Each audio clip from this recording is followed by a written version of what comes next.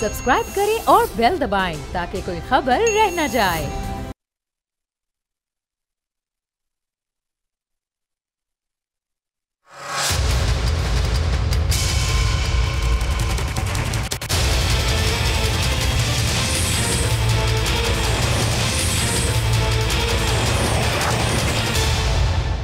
बिस्मिल्लाहिर्रहमानिर्रहीम, अस्सलाम वालेकुम। मैं हूँ जैस्मिन मंजूर और वेलकम टू द शो। नाज़रीन, एक बड़ा सानिया है और मेरी सहाफ़त के पिछले 20 साल में मैंने ऐसे बहुत सारे सानियात देखे हैं।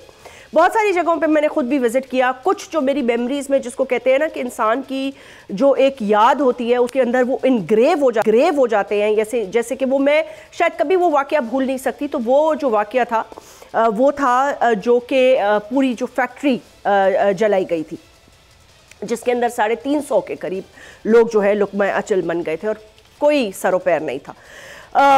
बल्दिया का जिक्र कर रही हूँ, just to refresh your memories. बहुत सारे वाक़यात होते हैं। देखिए, आज ये एक वाक़या हुआ, मॉल था। अब हम ये मॉल से एक्सपेक्ट करते हैं कि मॉल के अंदर एटलीस्ट, क्योंकि मॉल्स का एक ट्रेंड चल पड़ा है बहुत सारे सालों से, बड़े बड़े मॉल्स बन रहे हैं। कराची एक मेट्रोपॉलिटन सिटी है और अगर हुकूमत पर तनकीद हो रही है तो उनको दिल बड़ा करना चाहिए। अगर आपने 15 साल हुकूमत की है, आई एम सॉरी, आप अपना ब्लेम तो नहीं शिफ्ट कर सकते। आप ये नहीं कह सकते जी हमारे इदारे ने नहीं, फलां इदारे ने पास की थी, हमारे इदारे ने, ठीक है हमारे इदारे ने नहीं, इस इदारे ने पास की थी। 11 लोगों की जानें चली गई। लेकिन ये एक वाकया है ना, इस वाकये की तो इन्वेस्टिगेशन हो जाएगी। इसमें मटेरियल ख़राब था, स्नॉकल्स नहीं थे, आग बुझाने की का मवाद मौजूद नहीं था। लेकिन शहर कराची की आबादी देखते हुए लातादाद में ऐसी बिल्डिंग्स और आपको ऐसे एरियाज और आपको शॉपिंग मॉल्स की इंडिकेट कर सकती हूँ जहां खुदा न खास्ता एक जरा सी भी चिंगारी उड़ी तो सब कुछ तहस नहस हो सकता है। 3 रुकनी टीम बना दी गई है। सॉरी, मेरा गला थोड़ा ख़राब है। DIG साहब हमारे उनसे बात करेंगे, अफसर मेसर साहब, ही इज़ ऑल मेंबर्स जो इसको इन्वेस्टिगेट करें। DIG साहब अस्सलाम वालेकुम। जी वालेकुम अस्सलाम। असफर साहब कैसे हैं आप? खैरियत से? जी अल्हम्दुलिल्लाह मैं ठीक हूँ। असफर साहब, अब तक होने वाली तफसीलात के हवाले से कुछ बताइएगा। देखिए, अमूमन जो मॉल्स होते हैं उनमें कोई ना कोई एग्जिट होता है, यानी कि जितने भी बड़े बड़े मॉल्स हैं, और ये मॉल एक प्राइवेट मॉल जो मिलेनियम मॉल के साथ, और बड़ी रश वाला ये एरिया है। और जो लवाकिन हैं उनकी 2-3 इशूज़ हैं। वो ये कह रहे हैं कि एग्जिट्स उनको मिले नहीं, एग्जिट्स थे नहीं, आग बुझाने का कोई रास्ता नहीं था। उसके अलावा वो ये कह रहे हैं कि जो इमदादी टीमें थी हेल्प की, चाहे वो रेस्क्यू 112 हो या फिर आग बुझाने के लिए स्नॉकल्स हो, वो देर से पहुंचे। जी बिल्कुल, मैं इस कमेटी का चेयरमैन हूं और आज मैंने विजिट किया है। ग्राउंड फ्लोर से लेकर 6th फ्लोर तक मैंने तमाम बिल्डिंग को, RJ मॉल को जो है वो थॉरोली इंस्पेक्ट किया है। आग जो है वो 3रे, 4थे और 5वें फ्लोर पे लगी है। ग्राउंड के 2 फ्लोर और जो टॉप फ्लोर है वो महफूज रहे, वो पार्शली डैमेज हुए। वहाँ पे जो 3रे, 4थे और 5वें फ्लोर का जो एग्जिट है वो बहुत ही नैरो है। यहाँ तक कि जब हमें कैजुअलिटीज वहाँ से ला रहे थे तो वहाँ पे बहुत ज़्यादा जहाँ प्रॉब्लम्स आ रही थी, क्योंकि वो इतना नैरो पैच है कि वहाँ से किसी डेड बॉडी को रिमूव करना वो बहुत प्रॉब्लमेटिक था। सेकेंडली, वहाँ पे कोई वेंटिलेशन का आज हमने जो इंस्पेक्ट किया है, कोई प्रॉपर अरेंजमेंट नहीं है कि अगर आग लगे तो धुआं ऊपर को निकलना चाहिए। डक्ट जो उसके अंदर दी गई है वो 1 फ्लोर से लेके 5 फ्लोर तक उठती है, लेकिन उसके ऊपर फ्लोर डला हुआ है और डक्ट जो है वो थ्रू जो है वो उसकी जो स्मोक है वो बाहर नहीं निकल सकता। अच्छा, यानी कि जहां से, सॉरी सर, कता कलामी माफ, यानी कि यू आर सेइंग कि जहां से धुएं का अखराज होना चाहिए आग की सूरत में, उसके ऊपर एक फ्लोर बना दिया उन्होंने to consume more land obviously. जी, बज़ाहिर उसके ऊपर हमने जो देखा है कि एक वो छत डली हुई है और बड़ी कंजेशन है, रोशनी का तो अरेंजमेंट है, हवा का बिल्कुल अरेंजमेंट नहीं। तो इसकी अभी हम टेक्निकल जो है वो इसकी इंस्पेक्शंस कर रहे हैं और मैंने इसमें कमेटी में हम कोऑप्ट कर रहे हैं एक प्रोफेसर साहब को जो NED यूनिवर्सिटी से आर्किटेक्ट इंजीनियर होंगे, जो इसकी टेक्निकल चीज़ों पे बताएंगे। लेकिन जो इसकी नेग्लिजेंस पॉइंट ऑफ व्यू से जो क्रिमिनल एलिमेंट है इसके अंदर, उसको मैं और मेरी टीम जो है वो हम कर रहे हैं उसको इन्वेस्टिगेशन। और इसका दायरा जो है हमने वसी किया है। इसके अंदर जिसका रोल है, कई ने अगर कनेक्शंस दिए हैं तो उन्होंने क्या प्रीवेंटिव मेजर्स जो हैं वो रखी हैं। इसी तरह नक्शा पास होने के बाद जहाँ जहाँ इंस्पेक्शन डिपार्टमेंट्स हैं उन्होंने क्या इंस्पेक्शंस की हैं, क्या विजिलेंस थी यहाँ पे, ठीक। तो ये बिल्डिंग का मैप क्या कंसीव हुआ था, उसकी अप्रूवल्स क्या हुई हैं और फिर उसकी एग्जीक्यूशन क्या हुई है, तो ये सारी चीजें हम इसके अंदर लाएंगे और इसको एक जामे और जो है वो थॉरो एक डॉक्यूमेंट बनेगा और उसी की रोशनी में फिर हम कार्रवाई करेंगे। एंड लास्ट मेरा आपसे कमेंट इस हवाले से सवाल ये है, specific reason for the fire? जो ऑब्वियस रीजन लग रहा है ना, वो लग रहा है हमें शॉर्ट सर्किटिंग, क्योंकि इतनी कंजेस्शन है और जो एसीज के आउटर्स हैं वो भी अंदर फ्लोर्स के अंदर पड़े हुए हैं और इसके अंदर आपको पता है अमोनिया गैस होती है और ये थोड़ा सा भी लीकेज हो जाए तो वो इटसेल्फ एक जो है वो इन्फ्लेमेटरी जो है जो सोल्यूशन है वो बन जाता है वहाँ पे। तो उसकी वजह से फिर स्मोक और वो फिर शॉर्ट सर्किटिंग से उठने वाले धुएं ने लोगों को जो है बेसिकली चोक कर दिया है और लोगों ने सफोकेशन में आके, और जैसे मैंने कहा ना, पुअरली डिजाइंड एक बिल्डिंग है जिसके अंदर ना रोशनी का अरेंजमेंट है, ना हवा का अरेंजमेंट है, ना इमरजेंसी एग्जिट का अरेंजमेंट है। तो ये बड़ी ज्यादती है इस तरह के स्ट्रक्चर्स को बनाना और इस तरह के स्ट्रक्चर में फिर इतनी बड़ी एक्टिविटी कमर्शियल लेवल पे करना। एग्जैक्टली। अभी तो सुबह का टाइम था, जो मॉल है उसके अंदर लोग मौजूद नहीं थे, लेकिन बहरहाल बहुत बहुत शुक्रिया एंड आई होप कि इंशाल्लाह ताला ये रिपोर्ट पब्लिक भी होगी, कार्रवाई भी होगी। ब्रॉडर स्पेक्ट्रम में देखने की ज़रूरत ये है कि शहर का एक बहुत ही इंपॉर्टेंट गेस्ट आज उन्होंने हमें ज्वाइन किया और काफ़ी अरसे बाद वो ज्वाइन कर रहे हैं, so I am really glad to have him on the show. मैं उनका तारुफ करा देती हूँ आपसे। पहले हनीफ अब्बासी साहब सीनियर रहनुमा हैं PMLN के, और उनसे बातचीत करेंगे। एक बड़ा वोट बैंक रखते हैं और अपनी ज़ात में खुद इंतकाम की जब सियासत चल रही थी, अब I don't know, I hope कि ख़त्म हो गई होगी, मुझे नहीं पता, हनीफ अब्बासी बेहतर बता सकेंगे, लेकिन जब इंतकाम की सियासत का एक बाप चल रहा था इस मुल्क में, इसको हटाओ इसको लगाओ के दौर में, तो बहुत सारे केसेस बनाए गए, जिनमें से एक केस हनीफ अब्बासी साहब पे भी बनाया गया और वो उसका लिया दिया तो कुछ नहीं हुआ, लेकिन काफ़ी अरसा आप जेल में रहे। हनीफ अब्बासी साहब बहुत बहुत शुक्रिया, अस्सलाम वालेकुम and welcome to the show. Thank you शुक्रिया आपका भी। कैसी तबीयत है हनीफ? मैं बिल्कुल ठीक ठाक हूँ, फर्स्ट क्लास हूँ माशाल्लाह। चले, बहुत शुक्रिया। हम पुराने साथी हैं ना आप मेरे NDU के, तो इसलिए आपको देख के आज बड़ा अच्छा लगा कि इतने अरसे बाद। 2004 की बात है। सोचें ज़रा, 2004 से मैं सहाफ़त और आप सियासत कर रहे हैं और उस सियासत के अंदर आपने इतने उतार चढ़ाव देखे हैं, लेकिन एक बात बहुत आपकी हवाले से खुशाइन बात यह है कि आपकी पार्टी पे कितना ही बुरा वक्त क्यों ना आए, जो कि बहुत आया पिछले सालों में तो, लेकिन आपने पार्टी तब्दील नहीं की। अब मुझे ये बताइएगा हनीफ अब्बासी साहब, आज एक बार फिर वजीर आज़म ने, जो केयर टेकर प्राइम मिनिस्टर है, वो ये कह रहे हैं कि जी हमारी तो किसी के साथ वो नहीं है, हम किसी के साथ किसी की तरफ झुकाव नहीं है, किसी पार्टी की तरफ झुकाव नहीं है, और दोबारा रीअश्योर करा रहे हैं कि जी टाइम पे होंगे, बिल्कुल सही होंगे, इंतखाबात बिल्कुल मतलब उनमें कोई शक व शुबा नहीं होगा। लेकिन बहुत सारी पार्टीज तो चीखों पुकार कर रही हैं, कह रही हैं जी ये तो लाडला 2 की गेम चल रही है और उसके साथ साथ लेवल प्लेइंग फील्ड तो है ही नहीं, और एक पार्टी कह रही है लेवल प्लेइंग तो जोड़े, फील्ड ही नहीं है हमारे पास। सबसे पहली बात तो यह कि 8 फरवरी 2024 को इलेक्शन होने जा रहे हैं इंशाल्लाह ताला, और उसकी बुनियादी वजह यह है कि इलेक्शन के बगैर मुल्क चला नहीं करते और ये मुल्क तो चल ही नहीं सकता। और अब बहुत कुछ हो चुका है, बहुत सारा पानी जो है पुलों के नीचे से गुजर चुका है, इलेक्शन होने हैं। अब लेवल प्लेइंग फील्ड के बारे में मैं कोई तशरीह मुझे मिले या नहीं, PTI अगर कहे तो PTI के उम्मीदवार मौजूद है ना, जैसे अभी 2018 में क्या नहीं हुआ हमारे लोगों के साथ, लेकिन क्या पाकिस्तान मुस्लिम लीग नवाज इलेक्शन से बाहर हो गई थी कितनी कोशिशों के बावजूद, लेकिन लोग इंटैक्ट थे उसके सारे लोग। मियाँ नवाज शरीफ जेल चले गए, मैं चला गया, मरियम नवाज साहबा चले गई, लेकिन बाकी जितने लोग बाहर थे वो सारे इंटैक्ट थे, उन पे भी मुकदमात थे, कईयों से टिकटें वापस करवा ली गई, सारा कुछ हुआ। यहाँ पे ये हुआ कि शाखे नाजुक पे आशियाना बनाया गया, वो इस तरह खजा के पत्तों की तरह लोग पार्टी को छोड़ के चले गए। शायद 75 साल पाकिस्तान की तारीख में पार्टियां बनती और टूटती रही हैं, लेकिन इतनी तेजी से किसी को जाते हुए नहीं देखा गया। अब रह गया लेवल प्लेइंग, बिल्कुल लेवल प्लेइंग होनी चाहिए। मैं अपने पॉलिटिकल अपोनेंट को भी कहता हूं कि उसको भी मैदान में रहना चाहिए, और ताकि वो मैदान में हो और हम इलेक्शन लड़ें। मुझे उस वाला रवैया नहीं अपनाना चाहिए कि हनीफ अब्बासी जेल जाएगा तो मैं इलेक्शन लड़ूंगा, मेरा रवैया ये नहीं होना चाहिए। लेकिन आप 9 मई को ना भूलिएगा। अगर आप 9 मई को भूल के बात करेंगी तो फिर शायद पाकिस्तान की तकदीर में यही लिखा जाएगा कि जत्थे उठेंगे, मुसल्ला होंगे और जिस जगह के ऊपर चाहेंगे चढ़ दौड़ेंगे और जो फैसले होंगे वो करवा लेंगे।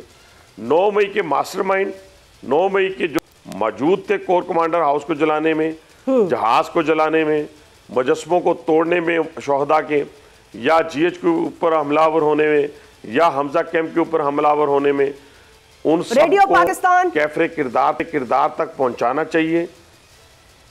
जी मैंने कहा रेडियो पाकिस्तान, ठीक है जी, radio Pakistan, even liberty market, Askari plaza, जो सिविल तनसीबात थी या फौजी तनसीबात थी, उन सब को जिन लोगों ने जलाया है, गिराया है, उनके खिलाफ किसी सूरत जरा सी भी राई बराबर भी, वो औरत हो, बच्चा हो, मर्द हो, रियायत नहीं होनी चाहिए। बेगुनाह को पकड़ना नहीं चाहिए, किसी बेगुनाह को जेल में नहीं रखना चाहिए, किसी बेगुनाह के घर में छापा नहीं मारना चाहिए।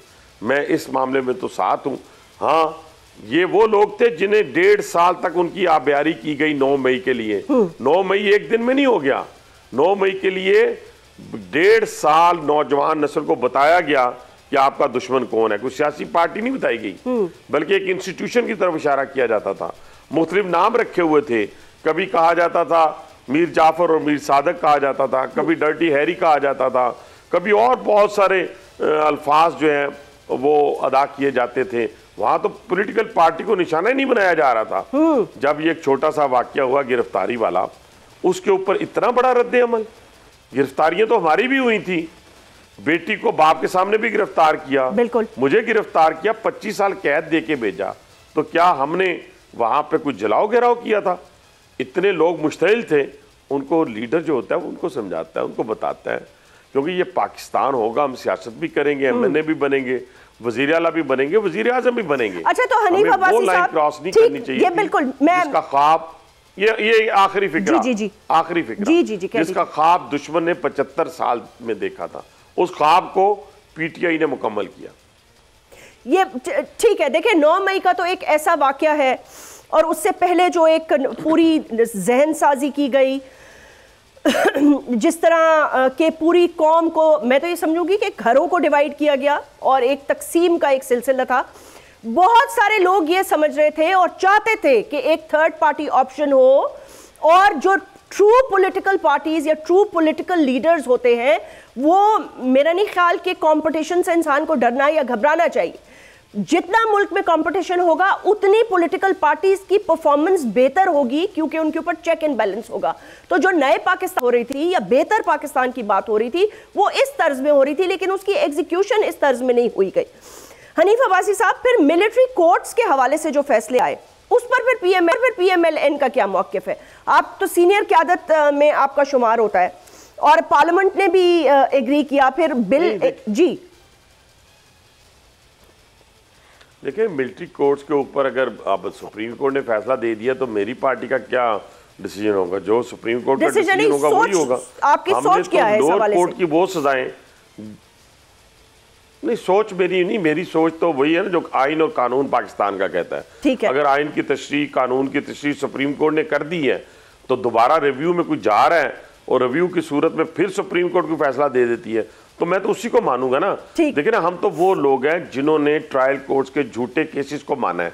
जैसे अभी देखे ना, मियां नवाज शरीफ प्राइम मिनिस्टर थे, ना मेट्रो की करप्शन निकली, ना अपना जो आपने यूनिट लगाए थे ये बिजली के, उनकी कोई करप्शन निकली, ना मोटरवेज की कोई करप्शन निकली।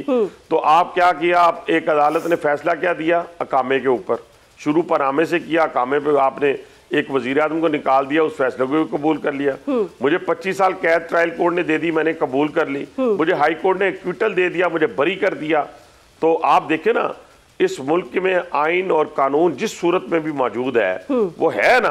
बिल्कुल है। जो वो फैसले करेंगे उस फैसलों के मुताबिक हम मिन्नवान उसको तस्लीम करेंगे। अच्छा, आने वाले इलेक्शंस में क्या सिनेरियो देख रहे हैं? मतलब है कहा यह जा रहा है बड़ा अच्छा सिनेरियो मैं देख रहा हूँ। अच्छा। और मैं तो काफी दिनों से उस सिनेरियो का जिक्र कर रहा हूँ, शायद आपको भी अट्रैक्ट कर जाए। बताएं।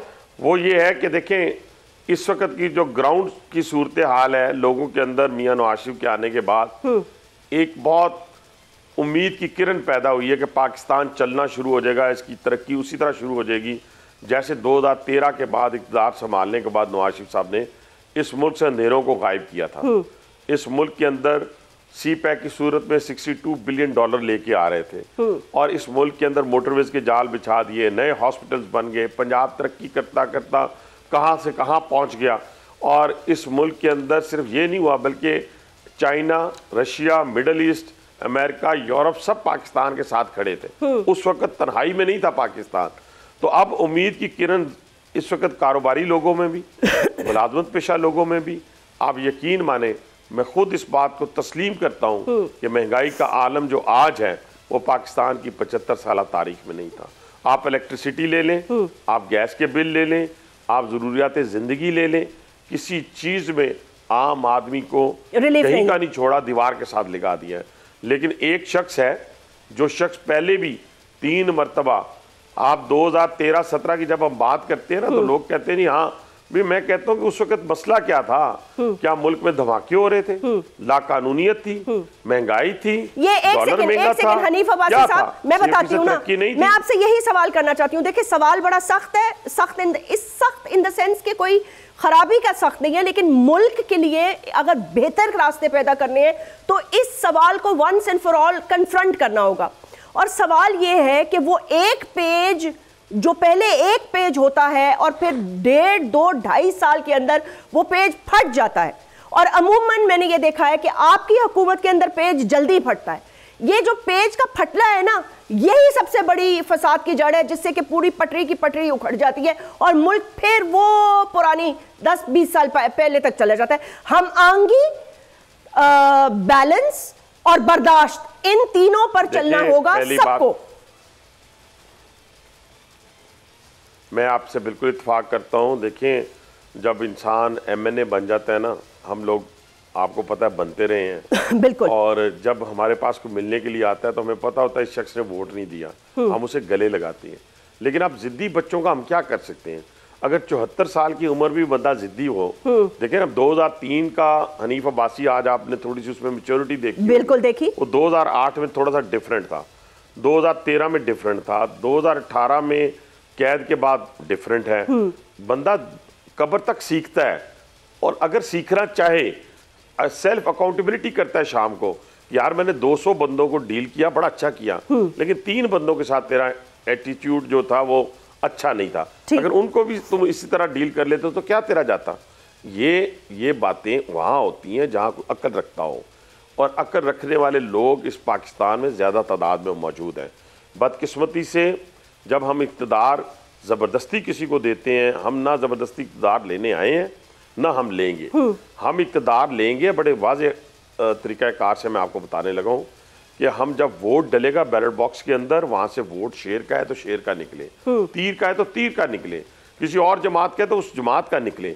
हम इस बुनियाद के ऊपर ये कह रहे हैं कि हम जब मियां नवाज शरीफ पाकिस्तान आ गए, लोगों के अंदर एक उम्मीद की किरण पैदा हो गई। बलोचिस्तान के अंदर हम सिर्फ अकेले हुकूमत बनाने जा रहे हैं, ये वहाँ के जो हकायक है उसकी बुनियाद पर मैं बात कर रहा हूँ।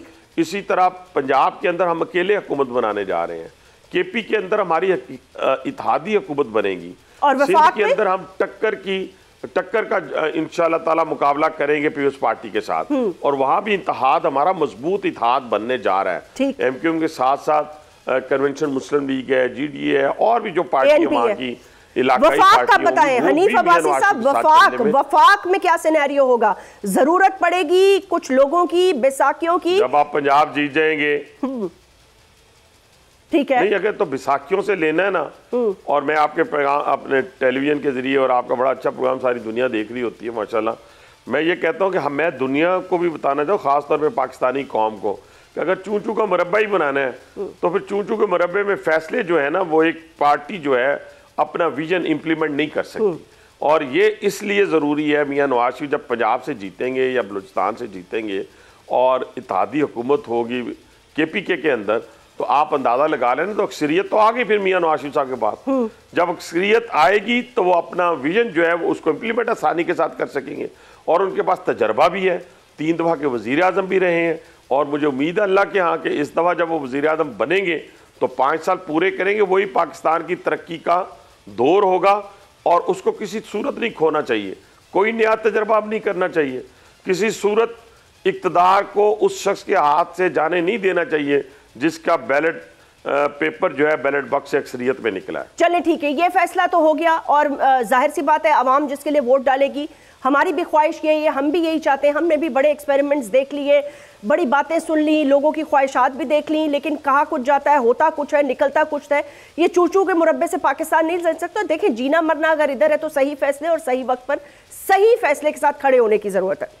अब सिर्फ मेरा बुनियादी तौर पर मैं ये पूछना चाहती हूँ कि गोइंग फॉरवर्ड लेट्स अज्यूम कि मियां मोहम्मद नवाज शरीफ साहब को इस पोजीशन में आ जाती है, PMLN इस पोजीशन में आ जाती है कि आप हुकूमत बना लेते हैं, तो 2 चीज़ों के हवाले से देखिए, एक तो जाहिर सी बात है बहुत मुश्किलात हैं, मईशत है, तबाही है, दहशतगर्दी है, बहुत सारे इशूज़ हैं। हनीफ आप खुद अच्छी तरह जानते हैं, उसमें नहीं जाऊँगी बिकॉज लास्ट कॉमेंट आपसे इस सेगमेंट में लेना चाहती हूँ। जी बिल्कुल। क्या हम किसी किस्म की महाजराई और दुश्मनी में भी जाएंगे, या वो बाप भी बंद कर दिया जाएगा? नहीं, मेरा नहीं ख्याल जी कि हम अगर तो हमने दुश्मनी, मैं आपको अपनी एक छोटी सी मिसाल दे के तो फिर आगे इसको वाइंड अप कर देता हूँ। देखिए, मैं शेख रशीद से जब भी इलेक्शन जीतता था ना, मैं पीछे मुड़ के उसको देखता ही नहीं था, कभी नहीं मैंने उसको देखा। 2003 में मैं उससे जीता, मैंने पीछे मुड़ के उसको देखा ही नहीं। वो जो कुछ मेरे साथ करता रहा मैं उसको दोबारा बार बार यहाँ बयान नहीं करता। फिर 2008 में मैं उससे जीता, मैंने पीछे मुड़ के देखा ही नहीं। 2013 में मैं 9000 वोटों से हार गया इमरान खान से, मैंने उसको पीछे देखा नहीं। गवर्नमेंट मेरी आ गई, फेडरल में भी और सूबे में मैं सर फेंक के काम करना शुरू कर दिया, हॉस्पिटल्स बनाए, मेट्रो बनाई, बड़े सारे काम करने शुरू कर दिए। यही सूरत हाल जब हम जीतेंगे तो हमने सर फेंक के इस पाकिस्तान को भंवर से निकालना है। मेरी लीडरशिप ने अगर बदले की आग में जलना है, या जलेंगे या वो इस सूरत हाल से गुजरेंगे तो पाकिस्तान नहीं बन सकेगा। मैं अभी अपना फैसला दे देता हूँ, मैं किसी से पूछ के बात नहीं कर सकता, मैं अपना फैसला दे देता हूँ कि हमें सर फेंक के इस कौम को इस भंवर से निकालना है, इस महंगाई के तूफान से निकालना है, इस बेरोजगारी के तूफान से निकालना है, दुनिया को अपने पीछे खड़ा करना है। देखिए, CPEC क्या था, मैं एक मिसाल, ये $62 बिलियन जो मैं कह रहा था, ये आपके 12 इंडस्ट्रियल जोन बनने थे इस पाकिस्तान के अंदर। ठीक, उस जब आपने उनकी कंपनियों के ऊपर सवालिया निशान चाइनीज कंपनियों के ऊपर लगाना शुरू कर दिए, नैब में रेफर करना शुरू कर दिया, बस फिर चाइना का इंटरेस्ट सिर्फ एक रोड तक रह गया, ग्वादर से चाइना, बस। उसके अलावा चाइना ने सारी इन्वेस्टमेंट उठाई, जाके $400 अरब की उन्होंने ईरान में उस इन्वेस्टमेंट को कर दिया। बात यह है कि ये एडवेंचरिज्म की सूरत जब भी आएगी तो मुल्क को नुकसान पहुंचेगा, और जब हम वजीर आज़म बनेंगे, मैं गारंटी के साथ कहता हूं, बार बार मैं हत्तवातर के साथ एक बात कह रहा हूं कि मियां नवाज शरीफ की 21 अक्टूबर की जो तकरीर थी वो बड़े बंदे की बड़ी तकरीर थी, एक स्टेट्समैन की तकरीर थी, और उस तकरीर को हम इंशाल्लाह ताला अपना बयानिया और अपना मंशूर बनाएंगे, और उसी बुनियाद के ऊपर तजर्बे।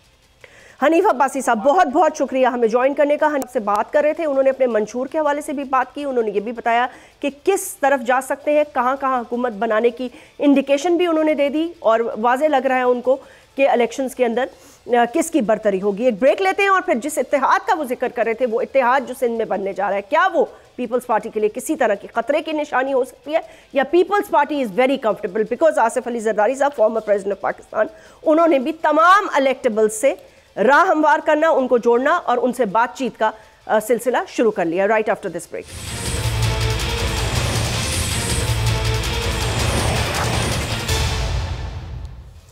जी वेलकम बैक नाज़रीन।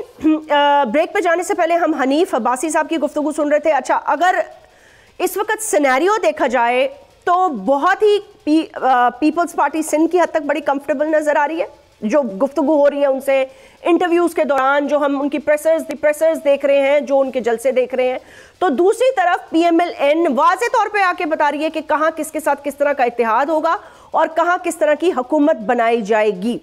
अब सबसे बड़ा जो मैच पड़ने वाला है पॉलिटिकल पार्टीज़ के हवाले से अगर बात करें तो वो कराची के हवाले से, दो बड़े जलसे आज हुए हैं मुल्क में, एक MQM पाकिस्तान का कराची में और दूसरा IPP का पंजाब में। शाही सैयद साहब हमारे साथ मौजूद हैं, सीनियर रहनुमा हैं पार्टी के, और उनसे हम गुफ्तगू का आगाज़ करेंगे कि वो सिंध के प्रेसिडेंट भी हैं ANP के। शाह साहब बहुत बहुत शुक्रिया वक्त निकालने का।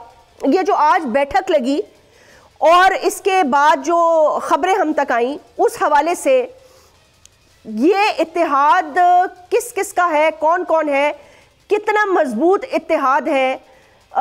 कराची में बहुत ज़्यादा बड़े पैमाने में सीट्स हैं। पहले ANP के पास थी सीट्स, लेकिन वो सीट्स आप खुद रिटेन कर पाएंगे, नहीं कर पाएंगे, क्योंकि पीपल्स पार्टी कहती है ऐसे इत्तेहाद बहुत बनते रहे, फर्क नहीं पड़ता हमें।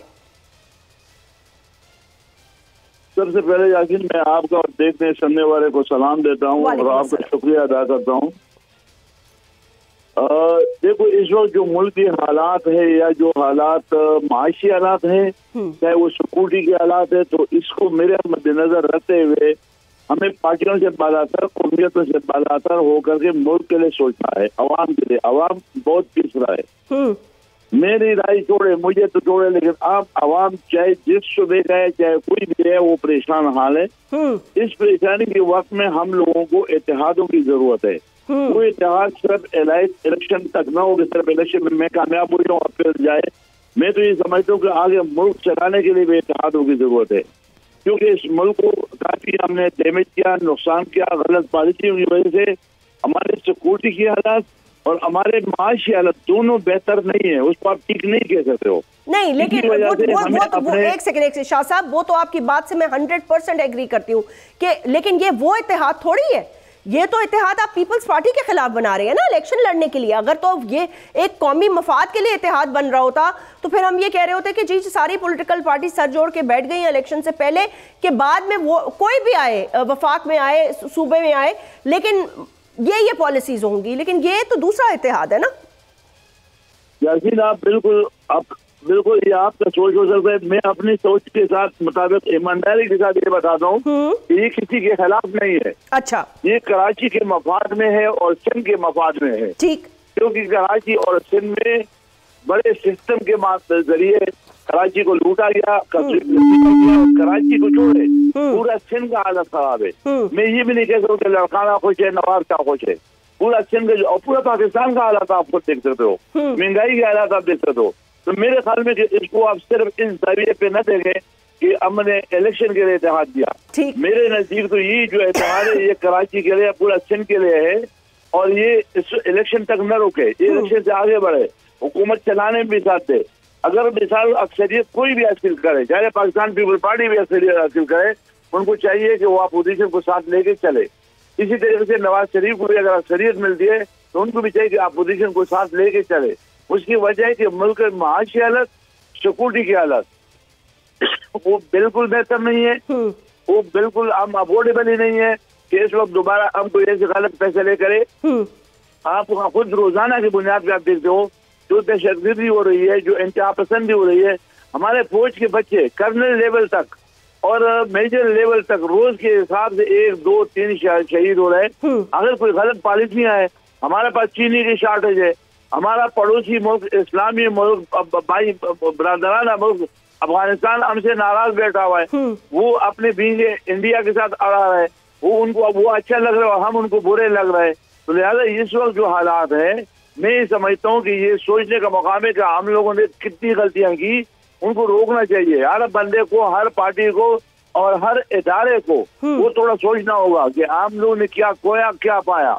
इस वक्त मैं ये समझता हूँ कि हमें लड़ने की जरूरत नहीं है। इत्तेहादों के पाकिस्तान पीपल पार्टी हो, MOR क्यों ना हो, JUI क्यों ना हो, या कोई छोटी पार्टी हो, बड़ी पार्टी हो, बलूचिस्तान की पार्टी हो, सबको अपने गिरवानों में जानना चाहिए कि आया हमारी 25 करोड़ आवाम खुश है।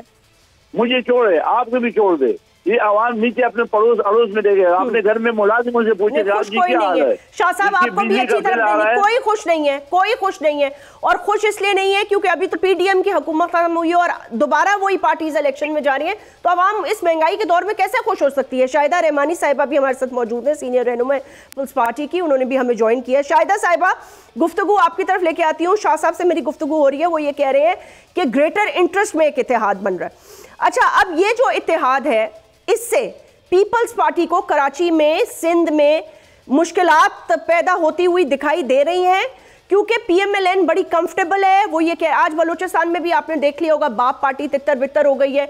2 लोग मेरे ख्याल से आपके पास आए हैं, बाकी सारे PMLN में जा चुके हैं। फिर उसके बाद अब पंजाब की सूरत हाल, KP की सूरत हाल, वफाक पे तो बाद में आएंगे। अब सिंध में पीपल्स पार्टी के लिए ये नया इत्तेहाद बना है। बहुत शुक्रिया जैस्मीन। देखिए, ये आज तो नहीं, हमेशा पाकिस्तान पीपल्स पार्टी के खिलाफ इस तरह के इत्तेहाद बनते रहे। आपको याद होगा 76-77 में शहीद जुल्फिकार अली भुट्टो के खिलाफ एक नेशनल अलायंस कौमी इत्तेहाद नाम से बना और एक जमहूरी हुकूमत का खात्मा और एक मुंतखब वजीर आजम को तख्तेदार तक उसने पहुंचाया। और फिर उस इत्तेहाद से मुल्क को जो नाकाबिले तलाफी नुकसान हुआ, जिसको आज तक कौम भुगत रही है, जिसमें दहशत गर्दी है, क्लाशनकोफ कल्चर है, हमारे मंशियात है, ये सारी चीजें उस दौर का बोया हुआ है जो आज तक हम काट रहे हैं। और ये पीपल्स पार्टी के खिलाफ अलायंस था। फिर IJI बनाई गई। फिर बीबी ने कहा, शहीद बीबी ने, कि हमारा इलेक्शन चुराया गया 90s में। और आपने देखा कि वो कोर्ट में भी साबित किया और ये भी साबित हो गया कि कौन कौन उसमें मुजरिम था और किस किस ने पैसे लेके किस तरह दिए। और वही लोग जो जिया की बाकियात हैं, इस तरह के इत्तेहाद पीपल्स पार्टी के खिलाफ हमेशा बनाते रहे। हर इलेक्शन के अंदर इस तरह की GDA और तमाम जमातें शामिल होकर इत्तेहाद बनाती रही। अभी भी उसी का एक मंजर जो है वो सामने है कि पीपल्स पार्टी के खिलाफ तमाम अलायंस बना, लेकिन पीपल्स पार्टी बिल्कुल खौफजदा नहीं है, क्योंकि पीपल्स पार्टी को अवाम के जो ताकत का सरचश्मा अवाम है, उसी पे यकीन है कि वही अवाम पाकिस्तान। शाहिदा साहिबा, कराची की अगर सीटें देखा जाए तो कराची की सीटों में से, चाहे वो, ये मैं आपसे भी शाह साहब आपसे भी यही सवाल करूंगी, कितनी सीटों के ऊपर आपकी असेसमेंट है कि पीपल्स पार्टी कंफर्टेबल है? और आपकी रिवायती सीटों के अलावा भी बात कर रही हूँ। देखिए, आप 2008 से 13 और 13 से 18 और अब जो अभी लोकल गवर्नमेंट इलेक्शन हुआ, जितने गुज़िश्ता साल ज़मीनी इलेक्शन में, उसमें पीपल्स पार्टी कराची के शहरी इलाकों से, हैदराबाद से, और पहली मर्तबा कराची हैदराबाद में अपना मेयर लाने में कामयाब हुई। तो ये पाकिस्तान पीपल्स पार्टी पर आवाम का एतमाद है और यही वजह है कि ये लोग बौखला गए और सहारों की उन्हीं को जरूरत होती है जिनकी अपनी नैया डूबने लगती है। तो पाकिस्तान पीपल्स पार्टी इंशाअल्लाह ताला कराची से भरपूर तौर पे एक हम जो रिजल्ट देंगे वो सरप्राइज रिजल्ट होगा। और आप देख रहे हैं कि MQM का इरादा बिखर चुका है जमीनी बात में, बल्दियात में, और ये तमाम पार्टियां जिनकी बल्दियात के अंदर अवाम ने मुंतखब नहीं किया, तो वो उनको जनरल इलेक्शन में कितने भी अलायंस बना ले, लोग इनके असल चेहरे को भांप चुके हैं। उन्हें पता है कि कराची में रिकॉर्ड तरक्याती काम पाकिस्तान पीपल्स पार्टी ने कराया। यही वजह है कि लोग रोजाना। शाहिदा रहमानी साहिबा, आप कह रही हैं मैम, एक सेकंड, आप कहाँ शामिल हो रहे हैं? जिन्होंने आपसे कमिटमेंट की थी वो सब कहीं और शामिल हो चुके हैं।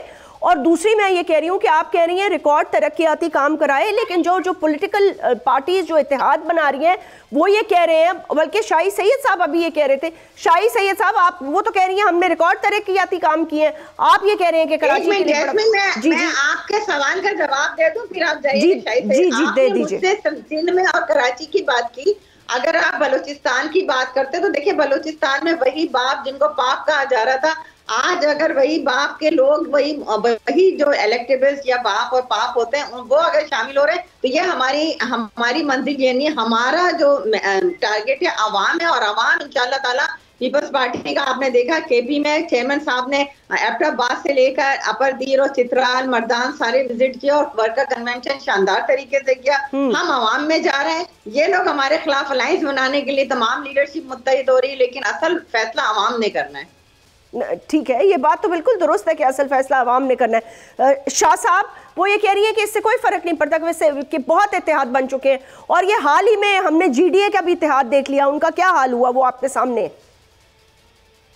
जस्मीन बात वो बिल्कुल सही कर रही है, अगर उसको परेशानी नहीं है तो मेरे ख्याल में कि हमने कभी भी नहीं कहा कि पीपल पार्टी के खिलाफ है। हम ये कहते हैं कि अवाम को एक सेकंड ऑप्शन हम दे रहे। ठीक है, अवाम के पास एक सेकंड प्लेस है। यहाँ पे तो ऐसा तस्वर है कि पहले जो तस्वर अल्ताफ भाई की तरफ होता कि कराची मेरा है बाकी पाकिस्तान की बात करो, अभी पाकिस्तान पीपल पार्टी का ये है कि सिंध तो मेरा है बाकी पाकिस्तान की बात करो।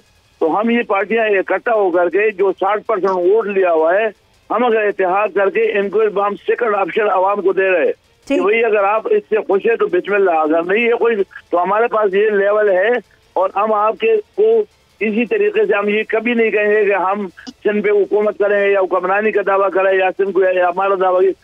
उनका पीपल पार्टी का दावा है कि बाकी हमारे। अच्छा, जिस तरीके से पहले हल्के बने थे, अब पाकिस्तान पीपल पार्टी ने माजरत के साथ हल्के अपनी मर्जी के उंगलियों पे बनाए हुए, किसी हल्के को 24,000 पे बनाया तो किसी हल्के को 80,000 पे बनाया। सही बात है।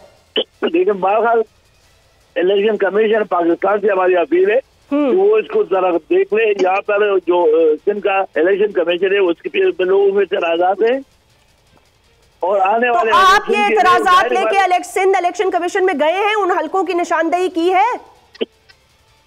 बिल्कुल गए भी हैं। कल भी प्रेस के अंदर बशीर मेमन मुस्लिम लीग नून ने भी एतराज किया था और हमारी पार्टी भी कर रहे हैं और लोग भी कर रहे हैं और हालात भी कर रहे हैं, क्योंकि यहाँ हल्के भी अपनी मर्जी के बने हुए, उंगलियों से बनाए हुए।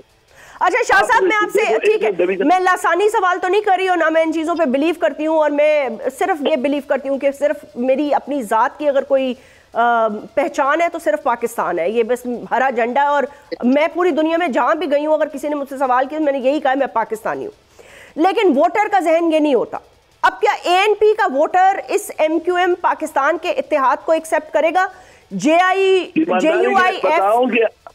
सुन ले पूरा सवाल तो सुने। JUIF का वोटर ANP और MQM पाकिस्तान के वोटर को, पीपल्स पार्टी का वोटर तो है ही अलग ना, जिसने तीर को वोट देना है उसने देना ही तीर को वोट है। लेकिन ये आप लोगों की खिचड़ी को ये एक्सेप्ट करेंगे लोग? जास्मीन, कराची के हालात को देखते हुए यहाँ पानी का प्रॉब्लम है, यहाँ बिजली का प्रॉब्लम है, यहाँ सीवरेज का प्रॉब्लम है, इस मसाइल सबके एक है। जिसने इधर रह रहा है, चाहे वो पश्तो बोलने वाला हो, चाहे वो पंजाबी बोलने वाला हो, चाहे सिंधी बोलने वाला, तकलीफ तो हम सबका एक है, बेशक एक जैसा है। लिहाजा हम सब ने मिल बैठ करके ये फैसले किए हैं। ये भी हमने कुछ सोच समझ ही किया होगा, हमको ऐसे पागल तो नहीं है। क्योंकि कराची की जो आवाम है उनसे पानी का पूछे कि पानी का क्या हाल है। अगर जिस हल्के में 2 महीने बाद पानी नल में आता हो, गरीबों के घरों की आबादी में उनके पास तो अंडरग्राउंड टैंक नहीं है, वो तो मटकों में पानी रखेगा, तो जब 2 महीने बाद पानी आएगा तो क्या होगा। तो ये जो हालात हैं ये इतने अच्छे हालात नहीं है कराची के। लोग बेजार है, लोग नाला है, और नहीं है तो इलेक्शन हो जाएगा। हम चाहते कि फेयर फ्री इलेक्शन करवाए, हल्कों में गड़बड़ न करे, मेहरबानी ये करे, RTS को फेल न करे, मेहरबानी करके जो आवाम चाहे उनके लिए वो वोट दे और आवाम को अपनी राय देने का हक दे। ठीक है, वैसे आवाम बेचारी को तो राय का हक हर वक्त मिलता है, वो अपनी राय दे भी देते हैं, लेकिन उसके बाद फिर पार्लियामेंट में इख्तियारात आप लोगों के पास होते हैं। आप 1 सेकंड में हक इधर का उधर और उधर का इधर कर देते हैं। पहले किसी को उतार के फेंक देते हैं, फिर दूसरे को उतार के फेंक देते हैं। तो ये अवाम का हक कम और आप लोगों का हक ज्यादा है। अवाम बेचारी का हक तब तक है जब तक कि उसके अंगूठे की छाप चाहिए, बस उसके बाद कोई हक नहीं है उसका सारा हक पार्लियामेंट के पास चला जाता है, यानी कि वो सब स्याह और सफेद के मालिक हैं। शाहिदा रहमानी साहिबा वो ये कह रहे हैं एक सेकंड ऑप्शन के तौर पर हम आ रहे हैं ना, अगर आपको कोई डर नहीं है तो बस ठीक है। वो कह रहे हैं हजारों मसाइल हैं पाकिस्तानियों के, वो स्पेशली कराची के शहरियों के, तो अगर एक सेकंड ऑप्शन में 3-4 बड़ी पॉलिटिकल पार्टीज इकट्ठी हो जाती हैं, लेकिन मुझे ये समझ में नहीं आ रही कि एक और पार्टी भी तो है, अब ये नहीं पता कि उनके चेयरपर्सन बैन होंगे इस इलेक्शन में, नहीं होंगे, वो एक सवालिया निशान है, जब तक कोर्ट फैसला नहीं करता हम कुछ नहीं बोल सकते। लेकिन पार्टी की हकीकत ये है कि पार्टी का वोट बैंक तो मौजूद है और एक यंग वोट बैंक है। अब वो किसको वोट देगा, या वो वोट ही नहीं देगा, बाइकआउट करेगा? ये सवाल दोनों से है। पहले शाहिदा साहिबा जवाब देते हैं, फिर शाह साहब आप दे दीजिएगा। जैस्मिन, अभी इन्होंने बात की डिलिमिटेशन की, तो आप ये देखिएगा डिलिमिटेशन इलेक्शन कमीशन ने करके दिया और सबसे ज्यादा ऑब्जेक्शन पाकिस्तान पीपल्स पार्टी के इलेक्शन कमीशन के अंदर दायर किए हुए हैं। और हमारे जो कैंडिडेट आने वाले कैंडिडेट्स हैं वही जाकर उसके ऊपर हम सब ने अपीलें भी दायर की हैं। रही बात दूसरी, आपने कहा देखिए नौजवान की आदत इस वक्त चेयरमैन बिलावल भुट्टो जरदारी साहब से बेहतर मैं समझती हूँ कोई नहीं है, जिनके पास एक वसी तजुर्बा भी है। आपने देखा एज ए फॉरेन मिनिस्टर उन्होंने जिस तरह काम किया।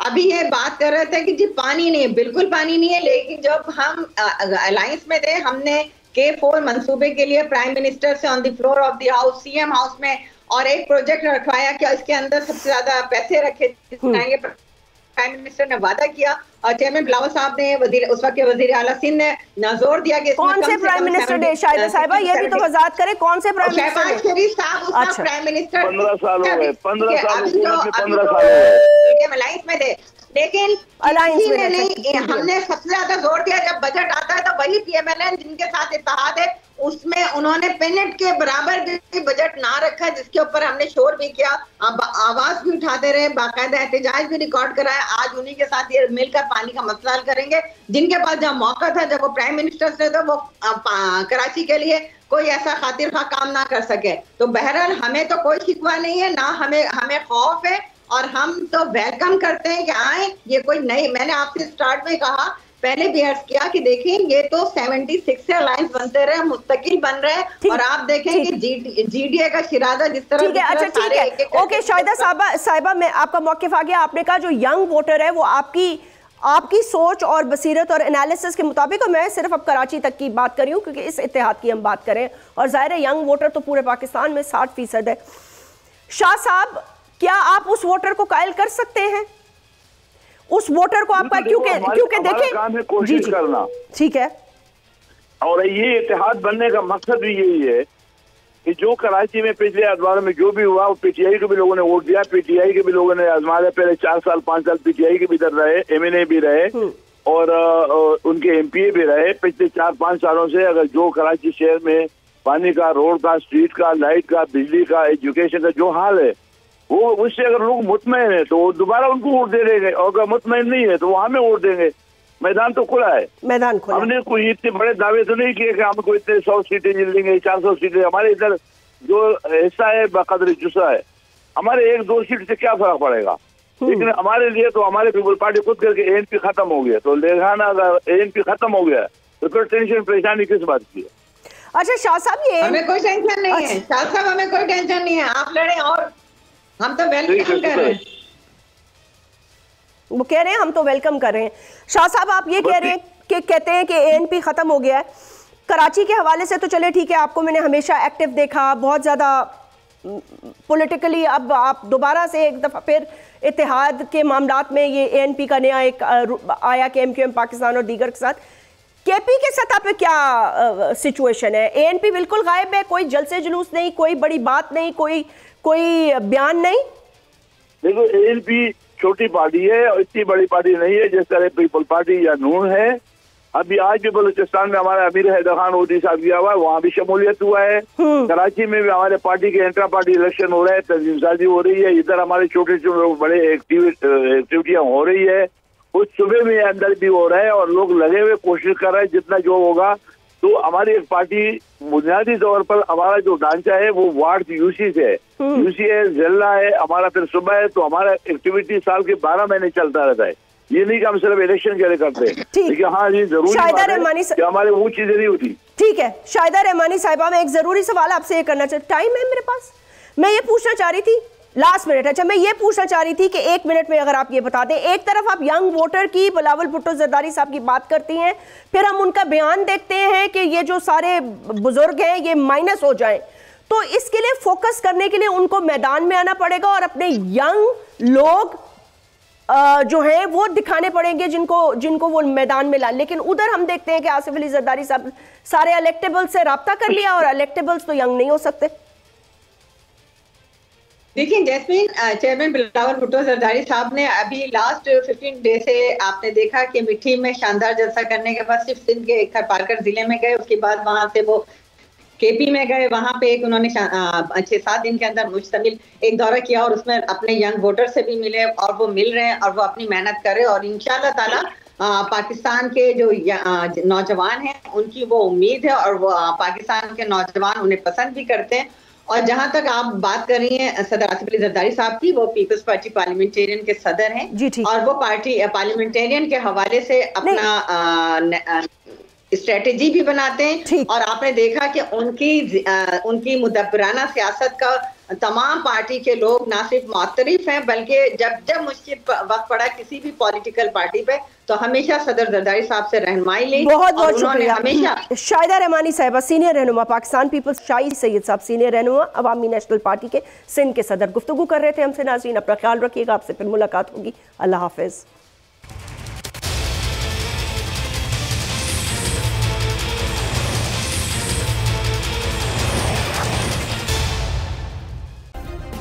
सब्सक्राइब करें और बेल दबाएं ताकि कोई खबर रह न जाए।